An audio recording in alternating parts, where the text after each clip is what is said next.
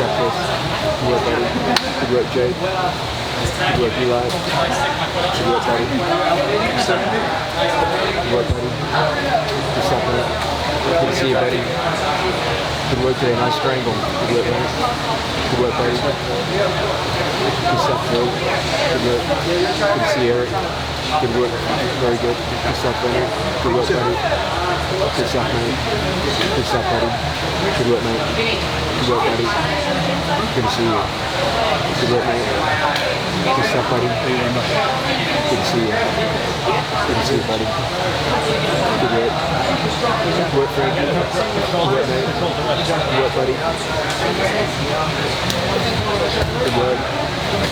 Good work. Good work, buddy. Good stuff, mate. Good work, buddy. Good work. Pastor, thank you. Awesome stuff. Good work, buddy. Good stuff, mate. Good work, mate. Okay, guys. One of the most obvious and important differences between submission grappling and wrestling is the lack of shoes. Okay, the shoes have an effect in wrestling rather similar to a gi when you're doing stand-up throws. They provide a certain amount of friction and a handle on your opponent.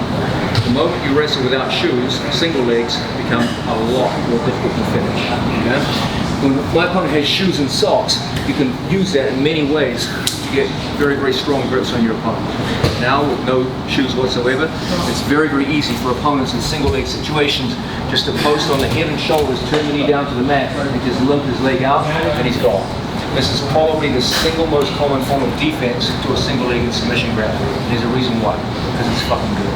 Okay, it works extremely well. So anytime I go in on a leg and he just starts turning, posting, how many times have you seen this? He kicks out and the guy's left empty-handed. He's off in the distance. Yeah, I got a single leg, got nothing to show for it. Okay, very, very frustrating.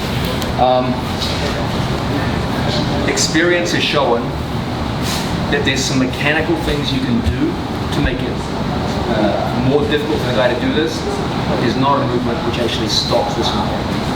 Okay, this move is a very, very popular move for a reason. It works so damn well. Ultimately, the best counter to it is not a mechanical move at all. It's anticipation. You have to see, you can see clearly what your opponent has to do to get the move to work, and as soon as you see those conditions in place, go into his back. Okay, so we're going to do a drill now. We go in on our training partner's leg, we come up off the floor, and he starts posting on our head and shoulders. The mechanical element I'm going to encourage you guys to do is this. Go above the knee, don't lock here below the knee. Now it's so easy. My hands are locked above the knee and he goes to turn out, it's difficult. If my hands are below the knee, there's literally no resistance. Okay? So one hand above the knee. Second hand here to the shoelaces. As he goes to kick out, I just hold the shoelace. It's not much of a grip. Okay, it's not going to hold a guy forever, but it will slow him down. Can anyone figure out the way in which it slows him down? What it does, it limits him to 1 foot. Okay, if he's got 2 feet on the floor, he can run like a wind. But with 1 foot, he can only hop. Okay? Now at this point, the next big problem is posting on you. I take my hand, and as he goes to kick out, I follow and I touch the hip. As he continues to run, I lose the foot, I run to the opposite side. We never run to the same side we were on. Now your opponent can throw on a whizzer. You are both running forward. I'm going to get thrown with Uchimata every time. So the law is shoelace, opposite hip, run to the opposite side. Repeat it. Shoelace, opposite hip, run to the opposite side. Okay? So we come in on the leg. We get a good bite on the leg. But this guy's got street smarts. We come up and he's starting to turn away. Above the knee, shoelace. He goes to run, opposite hip, opposite side. That kills the whizzer. If I run on the same side, you're both running forward, that's when you get absolutely scarred. Okay, you can be thrown very, very easily. So the drill once again, submission grappling, no shoes. Boom, we come in on the leg. We come up off the floor, it's looking good. Oh no, he's turning out. Catch, opposite side. From here, put his hands on the mat, and now we're ready to score. Okay, let's give it a shot.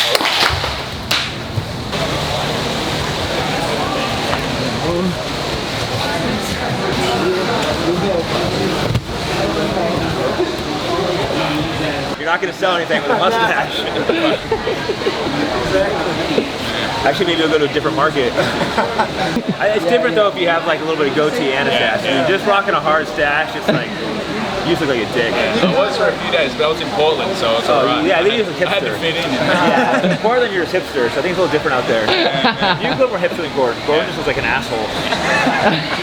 You can't really pull the hipster look off, I don't think. To be fair, if you walk around Brooklyn like that, you'd get away with it. Actually, yeah, you're probably right. You probably would. He's a little too big and muscular, I think, though. So he's almost like, Needs to wear an American he's like a little just too jacked to be fucking hipster. He needs an American flag bandana on his little electric bike thing he runs. That'd be great. That's so funny. How long have you been out in East Coast for? Yeah, like 2 years. Wow. Yeah, time goes by fast. I plan on coming out for like a year and just, you know, never left. What was it that brought you over? Well, combination, one, the training here is amazing. It's different. I like John, the guy who's training out here. It's really cool learning jiu-jitsu. And I also like New York City. I was kind of sick of San Francisco, wanted to change. In California my whole life, and I just kind of wanted to come to the East Coast a little bit. I plan on going back there for sure. But Were you from Stockton as well? Or? Right near there, yeah. Oh, wow. That same 209 area. Yeah. And you're going to be fighting as well, right? Or grappling, sorry, in Idaho. Yep. Who's that with? I'm not sure the name of the show. It's that team tournament thing. Craig Jones is my team. I don't know too much about it. I just know it's the 16th on UFC Fight Pass. What's up, guys? Gordon Ryan here, the #1 no-gi ranked grappler in the world, pound for pound. Just finished training up here at Henzo's. I had this awful mustache for this interview, so I'm gonna look back at this in like 5 years and be like, oh my god, what was I doing? You know, we're here with this new sponsor I have, Future Kimonos. So this got dropped yesterday, so I'm excited about that. And we're just here for NDCC camp. So we're finishing up our fourth or fifth week of the 12-week camp. So it's not fun, but hopefully it all pays off. And I've gotten too high sparring Nicky a few times. That sucks. It doesn't really affect Nick either, does it? It's not bad. Actually, sparring high is not that bad. It just sucks in the beginning. You get really high, and you gotta go spar, and you're like, oh shit, I'm about to spar. And once you get going, it's not too bad. Grappling's not that same like fear. Yeah. But when you're about to fight, you know, all of a sudden you got your headgear on, you put the gloves on, you're standing in the cage, you start locking, and you're like, wait, I gotta fight this guy right now. Use any CBD supplements? Yeah, I do actually. Yeah, CBD after training sometimes. So I actually got a company, Bloom Farm, which you know. You've got a what? Sorry. I got a company out of California, Bloom Farm, which you know we do THC and CBD, but wicked. I use more of the CBD. Yeah. What's the company called? Bloom Farm. Bloom Farm. Yeah, well, a few states, but it's really big in California. Man, other than, of course, there's jiu-jitsu techniques, there's all the amazing details that he teaches, but there are other things that he doesn't talk about, but you just see it from what he does. Like, for example, loyalty.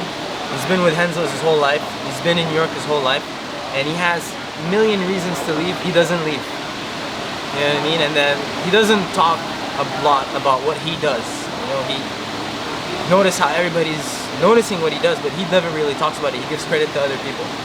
So those are things that you can kind of pick up from him. Also, his work ethic. You know, he won't sleep. He'll go corner somebody the next day, 7:30 a.m. He's here. Meanwhile, somebody who slept 8 hours wakes up a little sore, he'll stay home. So things like that, and you can see it translate to some of the students. You can see the work ethic. You can see them helping others. You know, some of them talk a lot. Obviously, some of them are teammates. Some of them are humble. You don't hear them talk too much. So, you know, that's the things I feel like John taught us the most. Definitely loyalty. Like, I don't think I'll ever switch teams no matter what happens.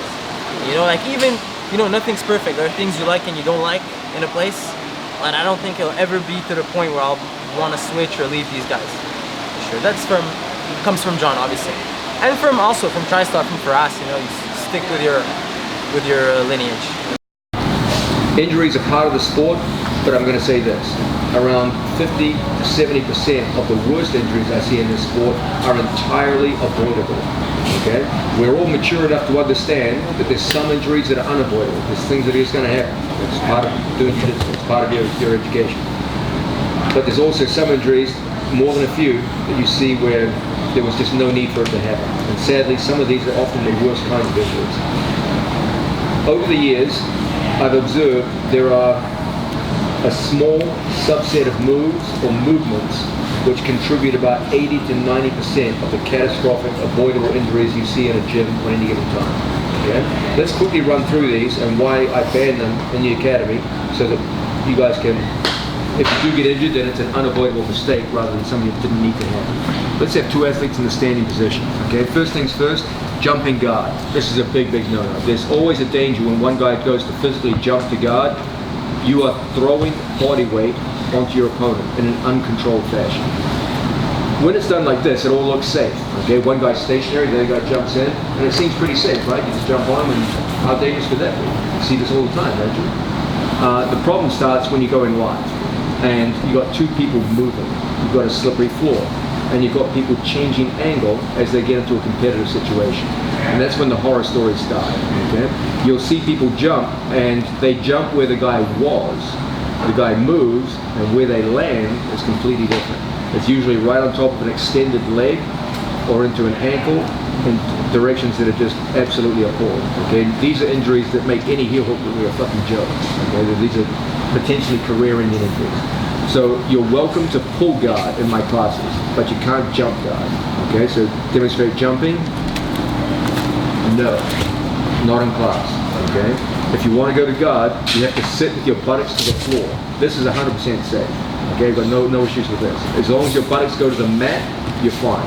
But if your buttocks and hips go to your opponent's body, that's a problem, because now you can land on someone and badly hurt them, okay?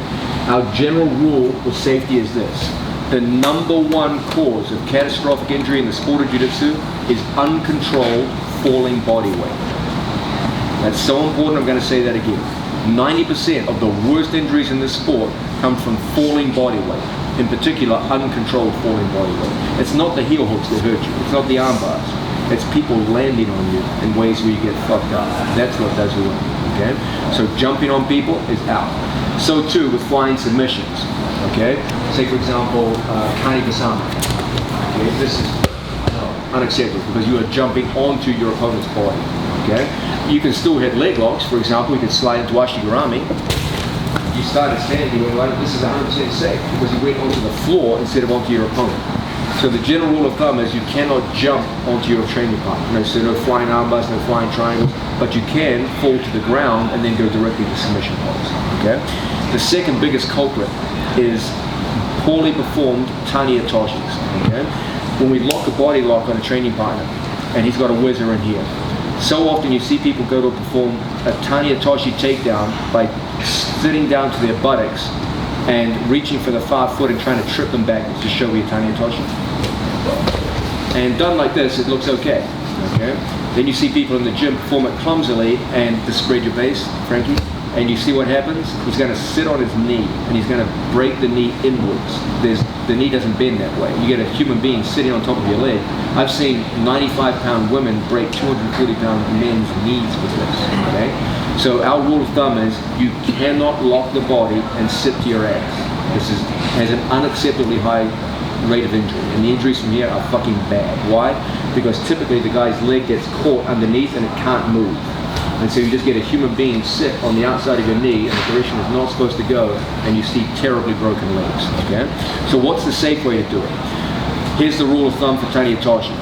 If you are behind your opponent and your head is on his back, now it's safe. There's no way you can hurt the guy. So if your head is on his back, you can hit Tani Otoshi, and there's literally no way you can hurt your opponent. You can't land on his leg. It's physically impossible. So this is safe. But if your head is in front of your opponent, usually because he has a whizzer, you must go to your knee. You must trip with Kosarigake to your knee. This is 100% safe and very effective. You cannot sit to your buttocks, okay? If you sit to the buttocks, there's an unacceptably high risk of sitting onto your training partner's knee and breaking the knee inwards, okay? So Tani Otoshi, the rule is simple. If your ear is on his back, no problem, do it.